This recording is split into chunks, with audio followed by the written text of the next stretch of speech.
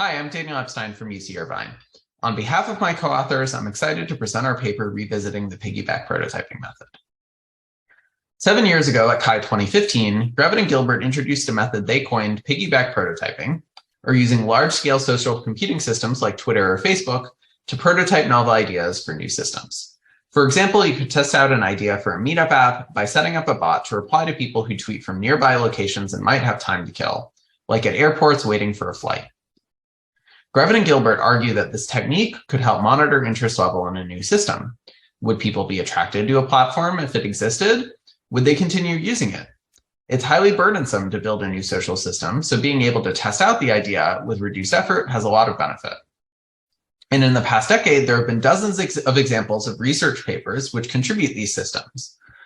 But their motivations are often different, not seeking to understand the viability of a new social system, but rather to contribute to our fundamental understanding of how social computing systems should be designed.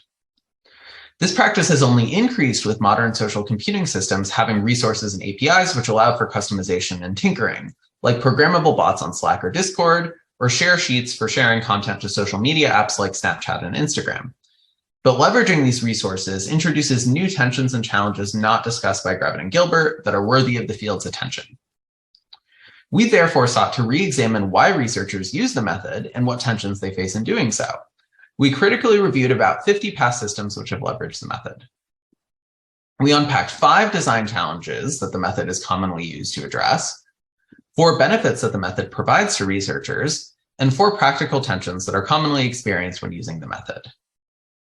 In the rest of this talk, I'm going to largely draw on examples from 3 social computing systems that we worked on: Snappy, Expressive Biosignals, and Mindful Garden. But I encourage you to read the paper to see how these benefits and tensions manifest in others' work. For example, all of the 3 systems that I'm going to be talking about are examples of research questions that seek to support the creation and personalization of new types or different kinds of social content. In the paper, we outline other design challenges that the method has been used to support, including new approaches to content moderation and onboarding new members to existing communities. We're also presenting our first project, Snappy, at CSCW this year.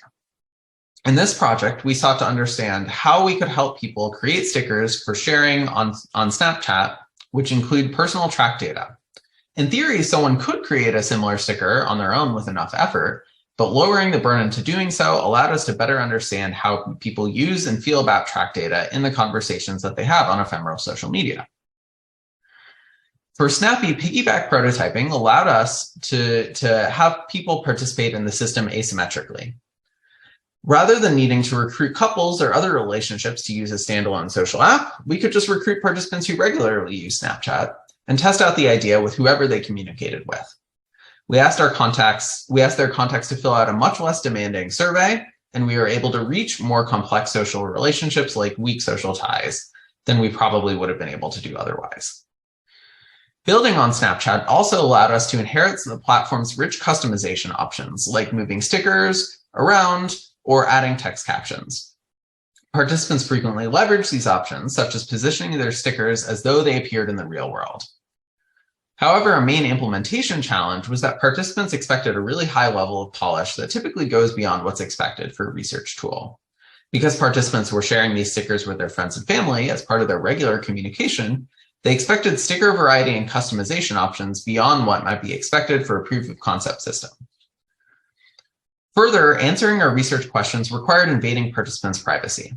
Because we couldn't instrument Snapchat, we had to ask them to send us their snaps and preserve them long after they would have disappeared from the platform. Participants also sometimes forgot to share their snaps with us, which limited the data that we could collect. Expressive Biosignals was a line of work that integrated displays of sensed physiological data into remote communication. The system allowed users to choose what messaging platform they wanted to share on, such as Messenger or KakaoTalk. A key benefit of piggybacking on these messaging apps was avoiding ecological gaps between how people perceive the idea in theory and how they experience it in everyday life. Other approaches to sharing similar kinds of data to heart rate have found that people often find the content too unimportant or even uncomfortable to share. So understanding the lived experience was crucial to understanding how people feel about engaging around biosignals.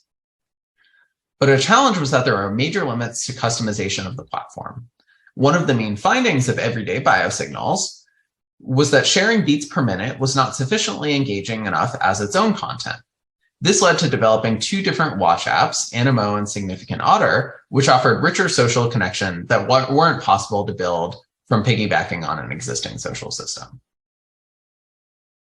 Finally, Mindful Garden is an ongoing project where we're exploring how augmented reality, in conjunction with biosignals, can help co-located people connect and share with one another. We're presenting a demo of our current progress at CSCW as well. Mindful Garden is built as an AR lens on top of Snapchat's Lens Studio, which has reduced the technical development burden. We didn't need to implement an AR environment, nor figure out how to share objects among users in a physical space. But it's also introduced major technical limits. Lens Studio understandably does not allow accessing data from external devices, so gathering biosignals required some clever hacks to infer it from a camera or transfer it from another sensing device. You can read more about how we implemented these hacks in the paper. We found that the benefits of piggyback prototyping largely fall on two different axes. Intellectual benefits, where using the method provided greater ecological validity and observing social dynamics that would have been hard to set up on our own, and technical benefits, where the method reduced development burden, but also the burden of running studies and analyzing participant data. Tensions are often related to the split between research and product, where participants often extend their expectations around usability and performance of a commercial app to the prototype. But repurposing systems also introduces ethical questions around whether we're needlessly subjecting participants to the negative aspects of existing platforms. To wrap up, we highlight three questions that researchers considering the methods can ask themselves. Is my research question better answered by leveraging an existing platform or starting from scratch? While piggybacking can reduce technical burdens, a main takeaway is that piggybacking can also constrain the design space of social interactions.